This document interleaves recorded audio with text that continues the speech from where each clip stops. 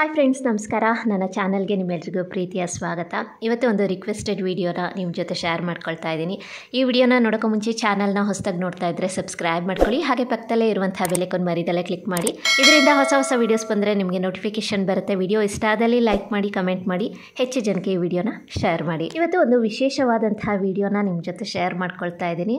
ಸಾಕಷ್ಟು ಜನ ಕಮೆಂಟ್ ಸೆಕ್ಷನಲ್ಲಿ ಕೇಳುವಂಥ ಒಂದು ಕ್ವೆಶನ್ಗೆ ಇವತ್ತು ನಾನು ಉತ್ತರವನ್ನು ಕೊಡ್ತಾ ಇದ್ದೀನಿ. ಸಾಕಷ್ಟು ಜನಕ್ಕೆ ರಾಯರ ಪೂಜೆ ಮಾಡಬೇಕು ಅನ್ನುವಂಥ ಆಸೆ ಖಂಡಿತವಾಗ್ಲೂ ಇರುತ್ತೆ.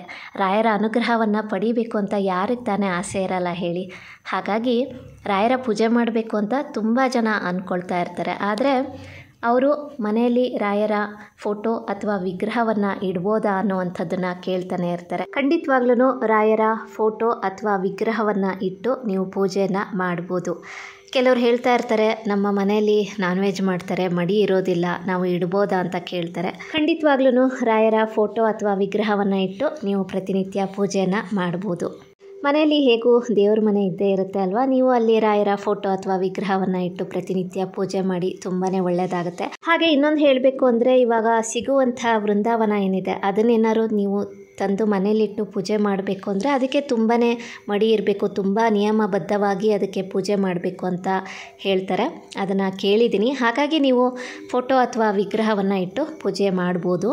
ಫೋಟೋ ಅಥವಾ ವಿಗ್ರಹವನ್ನು ಇಟ್ಟು ಪೂಜೆ ಮಾಡೋದ್ರಿಂದ ಏನೂ ತೊಂದರೆ ಇರೋದಿಲ್ಲ. ವೃಂದಾವನ ಇಟ್ಟು ನೀವೇನಾದ್ರು ಪೂಜೆ ಮಾಡ್ತೀನಿ ಅಂದರೆ ಅದಕ್ಕಂತೂ ತುಂಬಾ ಮಡಿ ಇರಲೇಬೇಕು. ಹಾಗಾಗಿ ನೀವು ಸಾಧ್ಯವಾದಷ್ಟು ಫೋಟೋ ಅಥವಾ ವಿಗ್ರಹವನ್ನು ಇಟ್ಟು ಪೂಜೆ ಮಾಡೋದು ತುಂಬಾ ಸೂಕ್ತ. ನಿಮಗೆ ರಾಯರ ಫೋಟೋ ತೊಗೋಬೇಕು ಅಂತ ಅನಿಸುತ್ತೋ ಅಥವಾ ವಿಗ್ರಹವನ್ನು ತೊಗೋಬೇಕು ಅನಿಸುತ್ತೋ ಅದನ್ನು ನೀವು ತಗೊಂಡು ನಿಮ್ಮ ಮನೆಯಲ್ಲಿ ಇಟ್ಟು ಭಕ್ತಿಯಿಂದ ಪೂಜೆ ಮಾಡಿ. ರಾಯರಿಗೆ ಆಡಂಬರದ ಪೂಜೆಯ ಅವಶ್ಯಕತೆ ಇರೋದಿಲ್ಲ. ನಿಮ್ಮ ಭಕ್ತಿ ಮುಖ್ಯ ಅಷ್ಟೇ. ನಿಮ್ಮ ಯಥಾಶಕ್ತಿ ನೀವು ರಾಯರಿಗೆ ಪೂಜೆ ಮಾಡಿ. ಒಂದು ಭಕ್ತಿ ಇದ್ದರೆ ಸಾಕು, ನಿಮಗೆ ರಾಯರ ಅನುಗ್ರಹ ಖಂಡಿತವಾಗ್ಲೂ ಸಿಕ್ಕುತ್ತೆ. ಇವತ್ತಿನ ವಿಡಿಯೋಲಿ ಒಂದು ಚಿಕ್ಕದಾದಂತಹ ಮಾಹಿತಿನ ನಿಮ್ಮ ಜೊತೆ ಶೇರ್ ಮಾಡ್ಕೊಂಡಿದ್ದೀನಿ. ಇವತ್ತಿನ ವಿಡಿಯೋ ಕೂಡ ನಿಮ್ಗೆ ಇಷ್ಟ ಆಗಿದೆ ಅಂತ ಭಾವಿಸ್ತೀನಿ.